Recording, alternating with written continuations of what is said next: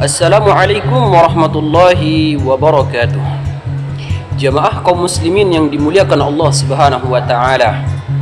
Pernah salah satu seorang jamaah tabligh memberikan kita pembelajaran tentang bagaimana fenomena kehidupan ini, tentang bagaimana sesuatu hal yang sering tidak dianggap penting oleh orang, yang dimana pada hakikatnya sesuatu ini sangat menentukan baik buruknya pekerjaan kita di dunia ini.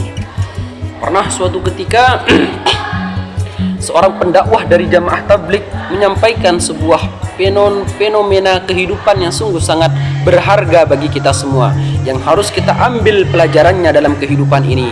Beliau mengatakan, tahukah kalian teman-teman yang berbahagia, bahwasanya gajah merupakan makhluk yang Allah ciptakan dengan kondisi fisik yang sangat kuat. Allah Subhanahu wa taala menciptakan gajah dengan umur yang sangat panjang.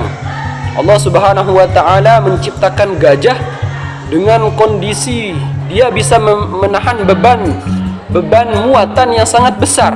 Bahkan ketika dia berada di hutan, dia mampu menompang dua kayu yang besar untuk dibawa, untuk dituntun sebagai muatannya. Tetapi tahukah kita, kata beliau, sesuatu hal yang lebih besar, sesuatu hal yang lebih hebat daripada gajah. Beliau mengatakan sesuatu hal tersebut yang jauh lebih besar daripada gajah, ia adalah pikiran kita. Pikiran yang membedakan kita dengan makhluk-makhluk Allah yang lain.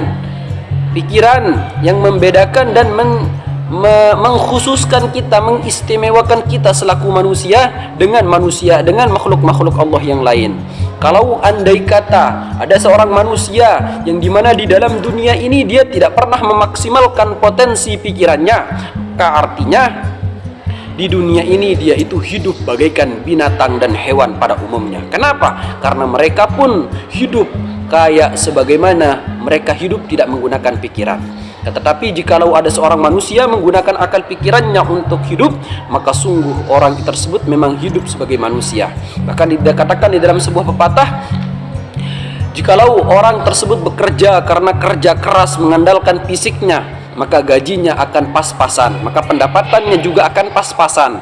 Akan tetapi jikalau seseorang bekerja dengan pikirannya, dengan kerja cerdasnya, maka hasilnya yang tadi pas-pasan akan menjadi lebih luas, lebih banyak, lebih mendatangkan nominal yang lebih besar.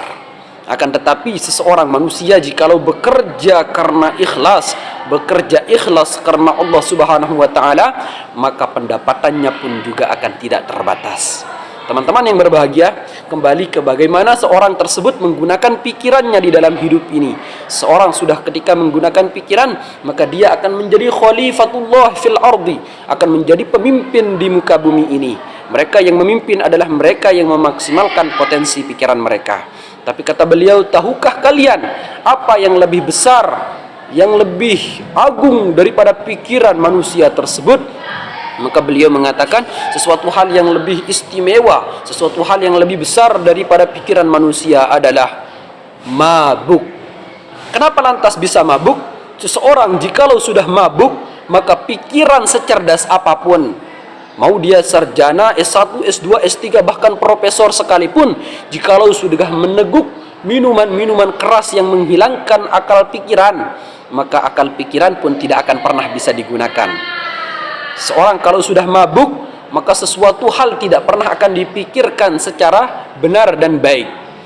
Maka beliau melanjutkan, tahukah kalian apa lantas pekerjaan, perbuatan atau sesuatu hal yang lebih besar daripada mabuk? Maka beliau mengatakan sesuatu hal yang lebih besar daripada mabuk adalah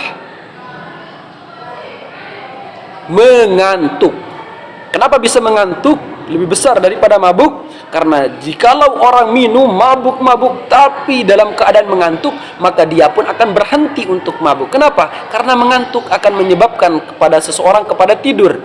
Maka dimanapun seseorang kalau sudah mengantuk, jangankan di kasur, jangankan di rumah, di emperan sekalipun kalau sudah orang mengantuk, pasti orang akan tertidur.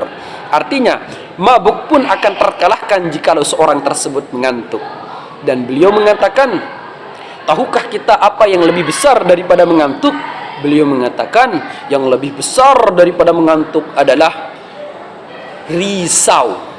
Kenapa? Karena bagaimanapun mengantuknya seseorang, kalau sudah pikirannya risau, kalau sudah hatinya gelisah, kalau sudah hatinya tidak tenang, maka ngantuk itu pun akan menjadi hilang.